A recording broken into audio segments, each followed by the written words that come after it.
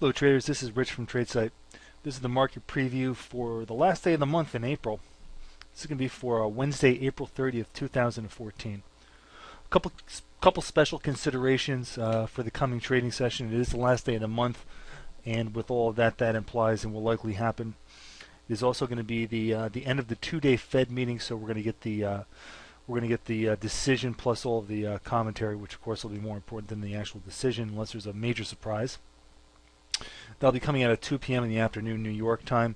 But before the bell, we're going to get the ADP report for the employment situation, and then Friday we're going to have the actual government number. So tomorrow we've got ADP, we've got the end of the month, and we also have the FOMC decision and commentary. So that's going to be it's going to be a pretty big day. But and keep in mind though, it could be a little bit back end loaded. We'll trade a little bit off the ADP number.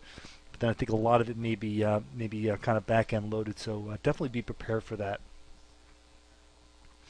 On the as far as the market today goes, the ES futures were up 5 handles, which is okay. The Nasdaq futures were up a pretty decent amount at 23. I think the one thing though is the market internally is still kind of struggling. We're up 600 issues on New York, which is it's all right. We're up 5 or 6 handles, but we're up 23 handles on the Nasdaq side. That was twice the performance of unweighted compared to the ES, but we're only plus 182 issues on Nasdaq. So that's not impressive. Doesn't impress me at all, that's for sure.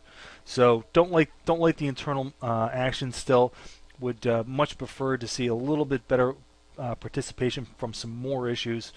Nasdaq side has been the problem side of the market. So let's just see if that persists. What's going to happen is if Nasdaq just refuses to get back on board on the bull side, ultimately the ES side is just going to wind up being fatigued.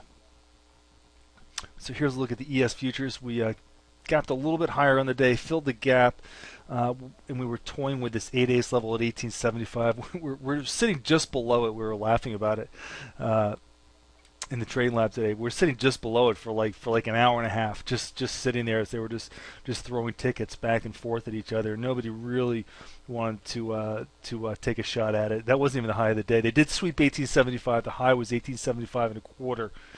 So they did sweep that level just to get the stops, but certainly that level is the one that's in play here. If we do release above that level, 1890, so 15 handles higher should be the next target. So that's actually a pretty decent little range. To the downside, we've got the 10 EMA for minor support, and then more important support near term at the 50 DMA if we do take that direction. The Nasdaq futures, like we talked about, were much stronger on a relative basis. We do have a price flip today. This is the first day up here in a while. This is a 3-day high by just a tick, and we do have this gap open up above the 4-ace level. So that could be on the radar. Keep an eye on that because that definitely looks somewhat interesting. I'm gonna flip over to the 15-minute time frame, give you a little better look at that. Here's this gap that's open. We kind of based here, just like New York did, under that key level. So essentially what you really have here is just kind of a cup, and then here's your handle, and then we've got this gap to fill, and then there's one that's even a little bit higher than that, which could come into play and definitely make things a little bit interesting. Here's the 65-minute. So you got all the way up to this gap, and then the static trend line's up there at 8-ace. So if they do push higher, we've got kind of a nifty little setup, and if not, there's not a lot of support below that. It's just going to be layered support that's really not that meaningful. So could get a decent move either way out of the market tomorrow. Here's a look at the advanced declines. You can see that we're still basically taking 2 different directions. The New York side's not bad. Nasdaq side down here doesn't look very good at all. We did have kind of just a little measuring day today, and yesterday was okay. But we're still hammering in this area. If we lose this area here, this is really a triple area. Here's 1, 2, and 3 back here. You can even go back here to 4. If we do break down below this, sayonara, good night. Last one out. Please turn off the lights. want to talk about the oil services here versus the crude futures. Had a little bit of a downtick in both of these. We do not have a lower high yet qualified in the oil services, the OSX. So we're still feeling the pull from that for the oil futures, which is the blue chart here. So we're still trying to stay positive here with the oil futures, and as long as the OSX holds up, we're going to see a bid for the oil futures. So right now, got a little bit of a disconnect, but it's starting to right its way here a little bit. Definitely keep an eye on the oil futures. There could be some plays there, especially with the way the oil services have been trying to hold up here. Here's a look at the semiconductors, the SOX versus the NDX. We did have this breakout. We did see some pretty good relative performance in the semiconductors, but as you can see now, we're starting to undercut here. So this is not great. This is actually a lower high now on this ratio. Here's your initial low, here's your higher high, and here's your lower low. So we're expanding up here.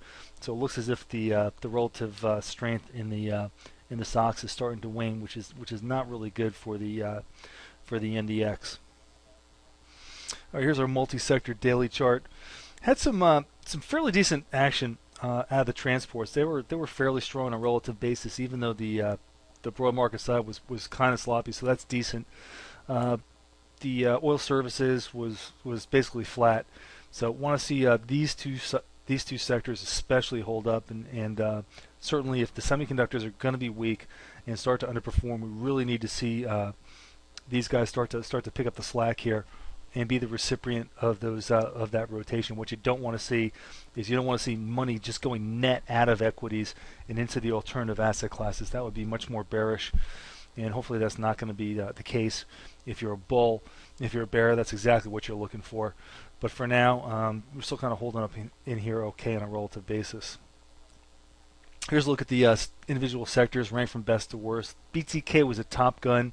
We've been kind of hinting that we thought that this was, or I thought that this was going to be a place where they start to circle the wagons, and they seem to be doing that. It was, the top gun today by almost double. The XAU was also fairly strong, but the BTK really came on pretty good here. So this is definitely starting to shape up a little bit. We're 2 days up now in the new startup phase to the upside. The utilities were the weakest sector. The oil services were essentially flat, but that kind of puts them near the bottom of the list. Like we talked about before, the good thing was the transports did outperform the broad market, so that's okay. Just like to see the oil services hang in there and not really start to lose ground at this point in the sector. All right, let's start with the worst. This is the oil services. We're still feeling the pressure from being up in this overbought territory here. Pulled back down to the 7/8 level. They took a shot at 8/8 today, but got rejected. So we definitely could roll down here a little bit further. Like we talked about in the previous reports, expect some decent support here at 6/8.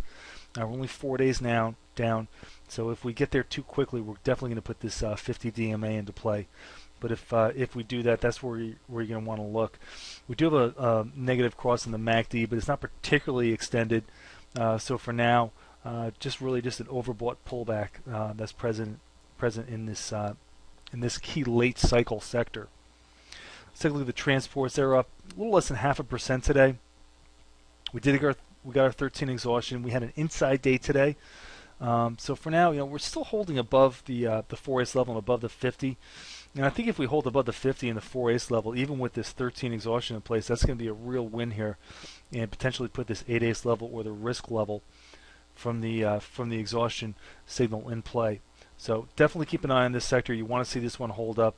If this does hold up, when we do break out here, definitely keep these at the top of your list. If we do start to roll to the downside here, even if oil's doing nothing, then we have to get a little bit worried here. Then we're going to start talking about this 2/8 level on the downside.